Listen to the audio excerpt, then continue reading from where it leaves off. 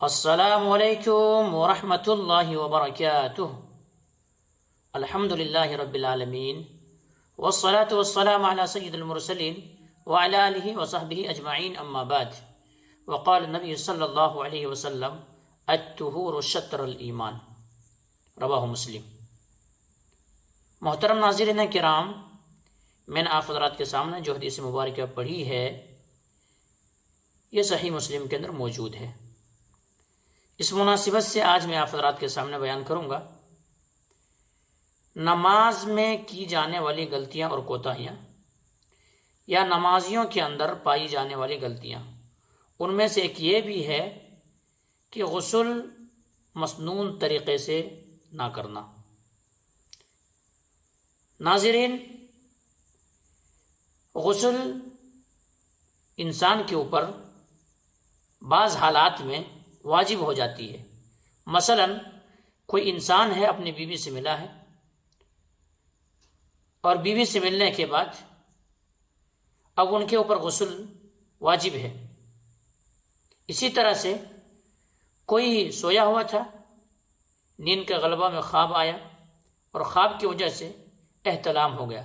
احتلام ہونے کی وجہ سے بھی غسل واجب ہے ان کے اوپر۔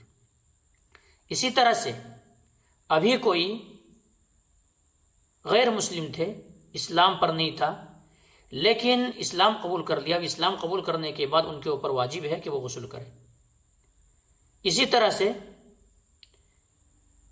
عورتوں کا جو حیض و نفاس کا خون آتا ہے، ماہواری حیض کا خون آتا ہے، وہ حیض کا خون بند ہونے کے بعد اب پاکی حاصل کرنے کے لیے اس عورت کے اوپر بھی واجب ہے کہ وہ غسل کرے۔ نفاس کے بند ہو جانے کے بعد بھی غسل وہ عورت کرے۔ اب اس کا طریقہ کیا ہے؟ طریقہ یہ ہے ناظرین کہ اگر کوئی انسان حمام میں، غسل خانہ میں جا کر کے غسل کر رہا ہے تو غسل خانے میں داخل ہوتے سمے، باتھ روم میں داخل ہوتے سمے وہ کیا کرے گا؟ بسم اللہ اللہم انی اعوذ بک من الخبث والخبائث کہہ کر کے تو وہاں داخل ہو جائے گا۔ داخل ہو جانے کے بعد وہاں پر اپنے ہاتھ کو اچھی طرح سے دھوئے گا، اور ناظرین یاد رکھیں کہ پانی میں بایاں ہاتھ نہ ڈالا جائے، بلکہ پانی کو اگر اٹھانا ہے تو سیدھے ہاتھ سے اٹھا کر کے کیا کیا جائے؟ سیدھے ہاتھ سے اٹھانے کے بعد بائیں ہاتھ پر پانی بہایا جائے اور دونوں ہاتھ کو اچھی طرح سے مل لیا جائے، اچھی طرح سے دھو لیا جائے۔ دھو لیے 3 مرتبہ۔ 3 مرتبہ دھونے کے بعد اب جہاں نجاست لگا ہوا ہے، جہاں گندگی لگا ہوا ہے، اس نجاست کو دور کریں، اپنے بائیں ہاتھ سے صاف کریں۔ بائیں ہاتھ سے صاف ہو گیا، اب وہاں سے ذرا ہٹ جائیں اور وہاں پہ پانی بہا دیں۔ پانی بہانے کے بعد کیا کریں؟ جس طرح سے نماز کے لیے وضو کیا جاتا ہے اسی طرح سے وضو کر لیں۔ سیم نماز میں جس طرح سے وضو کیا جاتا ہے اس طرح سے وضو کر لیں، لیکن کیا کریں؟ سر کے مسا کی جگہ پہ کیا کریں؟ سر کے بالوں کے جڑوں تک پانی کو اچھی طرح سے کیا کریں؟ بہائیں، اچھی طرح سے خشک وہاں تک پہنچائیں۔ پہنچانے کے بعد اب کیا کریں؟ 3 مرتبہ سر میں پانی بہائیں، پھر 3 مرتبہ سیدھے اور 3 مرتبہ بائیں، یعنی 3 مرتبہ دائیں طرف اور 3 مرتبہ بائیں طرف پانی ڈال دیں۔ ڈالنے کے بعد پورے جسم میں پانی ڈالیں۔ اب وہاں سے ایک چیز اب آپ کا رہ گیا ہے، وہاں سے جب آپ واپس آ رہے ہوں تو اب کیا کریں؟ آتے سمے تھوڑا ہٹ کر کے کیا کریں؟ اپنے پاؤں میں پانی بہائیں، اپنے پیر پہ پانی بہا دیں، آپ کو غسل ہو گیا۔ تو یہ مسنون طریقہ ہے، لیکن آج اکثریت مسلمانوں کی، بلکہ 80% مسلمان اس سے نابلد ہے، اس طریقے کو نہیں جانتا کہ مسنون طریقے سے کیسے وضو کیا جاتا ہے۔ اور بعض لوگ اس کو پوچھتے ہوئے یا سوال کرتے ہوئے یا یہ طریقہ جانتے ہوئے شرم محسوس کرتے ہیں کہ اگر ہم ایسے پوچھیں گے تو کیا کہیں گے، مولوی صاحب کیا کہیں گے، یا جن سے ہم سیکھ رہے ہیں وہ کیا کہیں گے۔ شرم کے مارے شرمیلے لوگ بھی اس طریقے سے نابلد ہیں اور پڑھنے کی کوشش نہیں کرتے۔ لیکن ناظرین، اسلام جو ہے شرم، اسلام میں شرم و حیا وہاں پر ہے جہاں واقعی معنوں میں شرم و حیا کیا جا سکتا ہے، لیکن یہ طریقے سیکھنے میں شرم و حیا نہیں ہے۔ کیونکہ نبی کریم صلی اللہ علیہ وسلم نے کھول کھول کر کے بیان کیا ہے. ہمیں اور آپ کو سیکھنے کی ضرورت ہے، اور ہمیں اور آپ کو اس پر فخر ہونے چاہیے کہ نبی کریم صلی اللہ علیہ وسلم ہمیں اور آپ کو چھوٹی سے چھوٹی اور بڑی سے بڑی تمام چیزیں ہمیں اور آپ کو بتا دی. یہاں تک کہ جب ایک انسان پیشاب کرے تو استنجا کیسے کرے یہ بھی بتا دیا ہے. بیوی کے ساتھ پاس پہنچے تو کیا دعا پڑھ کے جائیے وہ بھی بتا دیے ہیں.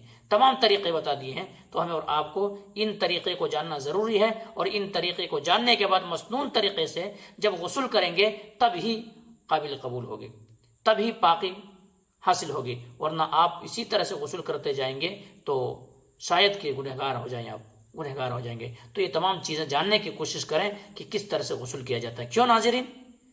پاکی جو ہے آدھا ایمان ہے.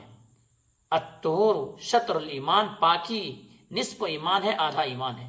کہیں پہ اللہ تبارک و تعالیٰ فرمائے ان اللہ یحب التوابین ویحب المتطہرین. اللہ تبارک و تعالیٰ پاک رہنے والے، توبہ کرنے والے، پاک رہنے والے کو پسند کرتا ہے. یعنی اللہ رب محبوب بندے ہیں جو طہارت سے رہتا ہے، پاکی جن کی زندگی میں ہے. تو اسی لیے ان تمام طریقے کو جاننا ضروری ہے. ناظرین، میں نے یہ بات کیوں بتایا کہ بہت سارے لوگ شرماتے ان چیز کو پوچھنے کے لیے کہ کیسے کیا جائے، کب غسل واجب ہو جاتی ہے، غسل کرنے کا طریقہ کیا ہے. تو مسنون طریقہ میں نے جو بتایا ناظرین وہی طریقہ ہے. ہمیں اور آپ کو اسی طرح سے غسل کرنا چاہیے. کیوں؟ اگر غسل ہم اور اب طہارت سے نہیں رہیں گے، پاکی ہماری زندگی میں نہیں ہے، تو عذاب قبر کے اندر مبتلا ہو سکتے ہیں.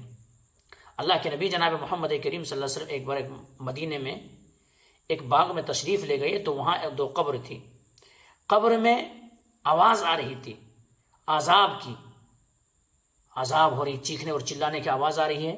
نبی کریم صلی اللہ علیہ وسلم نے کہا کہ ان قبر والوں پر عذاب ہو رہا ہے، اور کوئی بڑے گناہ کی وجہ سے عذاب نہیں ہو رہا، بلکہ عذاب جو ہو رہا ہے، ایک شخص تو پیشاب کے چھینٹے سے نہیں بچتا تھا اور دوسرا چغلخوری کرتا، دیکھیں طہارت سے نہیں رہتا تھا، اس لیے عذاب قبر میں مبتلا ہوا.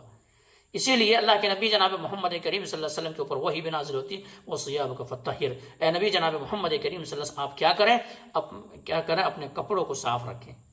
تو اس لیے ناظرین ان طریقے کو جاننا ضروری ہے. بہرحال یہ سے بات کو ختم کرتے ہیں. اللہ تبارک و تعالیٰ سے دعا کرتے ہیں کہ مولا کریم جو بات کہی گئی ہے سب سے پہلے تو ہمیں اور آپ کو تو ان باتوں کے اوپر اچھی سمجھ کی توفیق دے دے. اس کے بعد مولا کریم ہم تمام مسلمانوں کو مسنون طریقے سے وضو کرنے اور مسنون طریقے سے غسل کرنے کی توفیق دے دے. تقبل یا رب العالمین. وآخر دعوانا الحمدللہ رب العالمین. سبحان ربک رب العزة عما یصفون وسلام المرسلین والحمدللہ رب العالمین برحمتک یا ارحم الراحمین.